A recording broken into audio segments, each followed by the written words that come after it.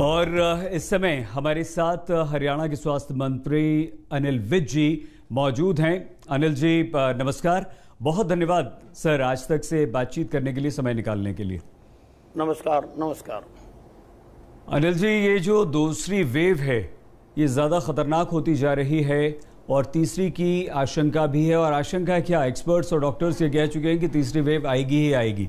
क्या तैयारी हरियाणा की है? क्या दूसरी वेव में तैयारी करने में आपने कुछ कमी कर दी, चूक कर दी? और तीसरी के लिए कैसे आप तैयार हैं सर? नहीं, हमने तो शुरू में ही पूरी तैयारी कर दी थी और पूरे quarantine beds, ICU beds, ventilators हमने सब तैयार कर दिए थे। और क्योंकि ये बहुत इन्फेक्शियस जो सीरीज है वो नज़र आ रही है, रोज़ाना मरीजों की संख्या बढ़ती जा रही है, इसलिए सभी उपायुक्तों को मैंने आदेश दिए कि एक्स्ट्रा बेड्स क्रिएट किए जाएं और सभी जगह पर एक्स्ट्रा बेड्स क्रिएट किए जा रहे हैं। हालांकि हमारे ऊपर दिल्ली के मरीजों का बहुत बड़ा लोड पड़ा है। दिल्ली से बहुत बड़ी संख्या में हरियाणा में मरीजों ने आकर इलाज करवा रहे हैं, लेकिन मरीज तो मरीज है, कहीं से आ जाए, हम सबका इलाज कर रहे हैं। और हमारे पास सारी हमने मेडिसिन पहले प्रोक्योर कर ली थी, हमारे पास मेडिसिन हैं, हमारे पास रेमडेसिविर भी सफिशिएंट मात्रा में हमारे पास थी और बाकी भी दवाइयाँ हमारे पास सफिशिएंट मात्रा में थी, इसलिए हमें कोई ज़्यादा दिक्कत नहीं आ रही। जी अनिल जी, कोरोना जो है अब वो गांवों में अपने पांव पसारने लगा है और हरियाणा जो है वो ग्रामीण आबादी आपकी काफ़ी ज़्यादा है। क्या आपने इंतज़ाम किए हैं ग्रामीण आबादी को बचाने के लिए? नहीं, देखिए, हमारे जो शहर हैं वो गांव के आसपास हैं सारे के सारे, और यूजुअली जो ज़्यादा अस्पताल हैं वो शहरों में हैं। हालांकि गांव में भी हमारी पीएससी, सीएससीज बनी हुई हैं।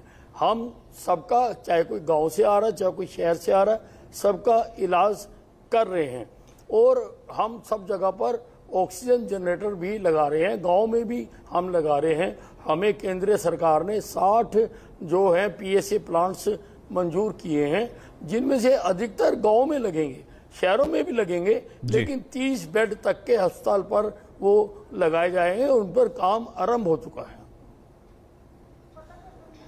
सर, अगर हम गलत नहीं है, मैं ठीक से अनिल जी ले पा रहा हूं, तो ठिठोरी या टिटोरी रोहतक का ये जो गांव है, पिछले 10 दिनों में सर यहां पर 40 लोगों की मौत हो गई है। तो क्या प्रशासन ने देर कर दी सर वहां पहुंचने में? क्या हुआ, क्या था? नहीं, ऐसा नहीं है। वहां पर हमारी टीमें गई हुई हैं, वहां पर बैठी हुई हैं, घर घर का सर्वे कर रहे हैं और अप्रैल में 21 डेथ्स वहां पर रिपोर्ट हुई हैं। लेकिन कोरोना पॉजिटिव जो है वो केवल 4 केसेस ही सामने कंफर्म हुए हैं। बाकी लोग, ना गांव वाले मान रहे हैं कि कोरोना से डेथ हुई है, वो अन्य कारण बता रहे हैं। लेकिन किस कारण से वहां पे डेथ हुई है, इसकी जांच करने के लिए मेरी टीमें उस ठिठोरी गांव में पहुंच चुकी हैं और वहां पर बैठी हुई हैं। लेकिन हमारे पास जो खबर आई है अनिल जी, वो 40 मौतों की है और वो भी पिछले 10 दिनों में, और वो भी कोरोना से। नहीं, वो गलत है खबर। मैं भी आपको बिल्कुल ऑथेंटिक बता रहा हूँ। एक डेथ काउंट की हुई है और अप्रैल में 21 डेथ हुई है। मैंने जैसा आपको बताया कि उनमें से केवल 4 ही जो कोरोना पॉजिटिव पाए गए हैं। बाकी लोगों ने जहाँ ना तो टेस्ट कराए हैं और ना वो मानने के लिए तैयार हैं कि उनके जो घर में मृत्यु हुई है वो कोरोना से हुई है। लेकिन ये भी सच्चाई है अनिल जी कि ग्रामीण इलाकों में अब कोरोना बहुत तेजी से बढ़ रहा है और हम दूसरी लहर से भी लड़ रहे हैं। क्या तैयारियां हैं आपकी और क्या ऐसा कुछ परेशानियां भी आ रही हैं क्या? हालांकि आपने कहा कि शहर से लगे हुए ज़्यादातर गांव हैं हरियाणा में, लेकिन दूर दराज के जो गांव हैं वहां पे कोई परेशानी तो नहीं आ रही प्रशासन को? नहीं, गांव में मैंने आदेश दे दिए कि एंटीजन टेस्ट घर घर जाकर किए जाएं और बड़ी संख्या में हमने टीम, सारे आशा वर्कर्स और सबको हमने वहां पर लगाया है कि टेस्ट किए जाएं, एंटीजन टेस्ट किए जाएं, और वो हमारा काम शुरू हो चुका है। अनिल जी, इस तरह की भी खबरें आ रही हैं कि गाँवों में, क्योंकि जो गांव ठीक है सर शहरों के नज़दीक है, वहाँ से तो लोगों को मेडिकल सुविधा और अस्पताल मिल जाएंगे, लेकिन क्या गांव में इस तरह के अस्थायी अस्पताल हों? जो पहली बार कुछ दिन पहले हम आपसे बात कर रहे थे, आपने बहुत अच्छी बात बताई थी कि हमने इंतज़ाम किए हैं काफ़ी, वहाँ ऐसे कोई इंतज़ाम आपने किए हैं? आइसोलेशन सेंटर्स हों या ऑक्सीजन पहुँचाई गए हो, पहले से कोई तैयारी की गई हो या कोई प्लान हो आपका? नहीं, बिल्कुल कर रहे हैं। अभी वहाँ पर जो CSC PSC हैं उन सब में हम जो आइसोलेशन बेड्स सब जगह पर इंतजाम हम कर रहे हैं और किए हुए हैं, और बहुत सारे गांव में अभी भी चालू किए जा रहे हैं कि और कुछ गांव में ऑक्सीजन की व्यवस्था भी की जा रही है। जितने गांवों में हमारे प्राइमरी स्कूल्स होते हैं सर, क्या ऐसा कोई प्लान, क्योंकि एक आइडिया किसी की तरफ से आया था कि भाई आप गांव के प्राइमरी स्कूल्स को अभी बंद पड़े हैं, बच्चे वहां जा नहीं रहे हैं, उन लोगों को क्वारंटीन सेंटर्स में तब्दील कर दें या तीसरी लहर से निपटने के लिए तैयारी में वहां पर बेड्स लगाकर ऑक्सीजन का कुछ इंतज़ाम कर दें, ऐसी कोई योजना आपकी? देखिए, मैंने सभी डिप्टी कमिश्नरों से वीडियो कॉन्फ्रेंसिंग की थी और उनको मैंने कहा कि हर अवेलेबल स्पेस, चाहे वो स्कूल है, कोई बैंक्वेट हॉल है, कोई होटल है, जिसको भी हॉस्पिटल में कन्वर्ट किया जा सकता है उसको कन्वर्ट किया जाए। और मैं डेली मॉनिटर कर रहा हूं और मेरे पास जो रिपोर्ट्स आ रही हैं, डिप्टी कमिश्नर्स ने काफ़ी बड़ी संख्या में ये एक्स्ट्रा बेड कैपेसिटी क्रिएट कर ली है। अनिल जी, क्या आपको लगता है कि इसके अलावा या प्राइमरी स्कूल्स या स्कूल्स को आप कन्वर्ट करें, उसको हॉस्पिटल्स बनाएं, अस्थायी हॉस्पिटल बनाएं, लेकिन जो मेडिकल स्टाफ है उसकी भी कहीं ना कहीं कमी है, और ग्रामीण इलाकों में क्या आप इस समय ज़रूरत महसूस कर रहे हैं कि वहाँ पर मेडिकल स्टाफ को भेजा जाए, तो जो MBBS के स्टूडेंट्स हैं, जो फाइनल ईयर के हैं या जो इंटर्नशिप कर रहे हैं, उन्हें भी शामिल किया जाए, उनसे भी फ़ायदा उठाया जाए और उनको भी लगाया जाए काम में? नहीं,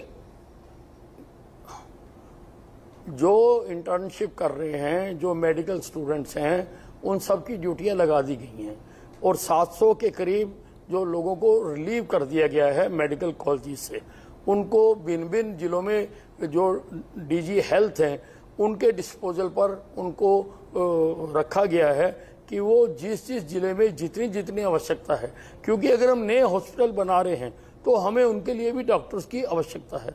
मैंने IMA से भी बात की है, सारे हरियाणा के IMA से, उनसे भी हमने कहा है कि वो अपनी सर्विसेज दें, जो फुल टाइम दे सकता है फुल टाइम दे, जो स्टैगर्ड दे सकता है वो स्टैगर्ड दे, और उनका बहुत अच्छा पॉजिटिव रिस्पॉन्स आया है। और कई जगह पर तो उन्होंने डिप्टी कमिश्नर्स को अपने नाम दे भी दिए हैं। हमारी जो जिला स्तर पर मॉनिटरिंग कमेटीज बनी हुई हैं, उसमें जो डिस्ट्रिक्ट का IMA का प्रेसिडेंट है, हमने उसको मेंबर बना लिया है।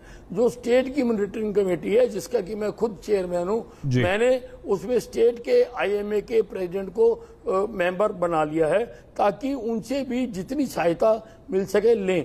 इसके अतिरिक्त भी मैंने आदेश कर दिए कि जितने भी डॉक्टरों की आवश्यकता है उनकी अडोक भर्ती की जाए, डॉक्टरों की भी और पैरामेडिकल स्टाफ की भी। वो आज या कल में उसकी एडवर्टाइजमेंट आने वाली है। हमारे प्रदेश में बहुत बड़ी संख्या में लोग होम आइसोलेशन में हैं, हम उनकी भी चिंता कर रहे हैं। हमारी टीम उनको भी 2 दिन में एक बार घर में जाकर चेक करती है कि उनको जाकर घर जाकर देखा जाए, और उनको बकायदा एक किट दी जा रही है, उसमें ऑक्सीमीटर दिया जा रहा है, उसमें कोरोना से बचने का लिटरेचर, एलोपैथिक का, आयुर्वेदिक का, अन्य जो पद्धतियां हैं उनका भी दिया जा रहा है। उसमें एलोपैथिक मेडिसिन दी जा रही हैं, उसमें आयुर्वेदिक मेडिसिन दी जा रही हैं, बकायदा एक किट बनाकर हम उनको पहुंचा रहे हैं। ये बहुत अच्छी बात है, वरना घर में जो लोग आइसोलेशन में हैं सर, वो सोचते हैं कि हमारी कोई फिक्र नहीं कर रहा, हमें डॉक्टर नहीं पूछ रहे, सरकार नहीं पूछ रही। लेकिन जो तीसरी लहर की बात की जा रही, कभी भी आ सकती है। हम आशा करते हैं कि आपकी जो तैयारी है वो न सिर्फ दूसरी लहर पर काबू पाने में कामयाब हो, सफल हो, बल्कि तीसरी लहर से भी आप अच्छी तरह से निपट सकें, लड़ सकें। अनिल विज जी, आज तक के द्वारा हरियाणा के लोगों और देश को ये जानकारी देने के लिए आपका बहुत धन्यवाद। हरियाणा के स्वास्थ्य मंत्री अनिल विज इस वक्त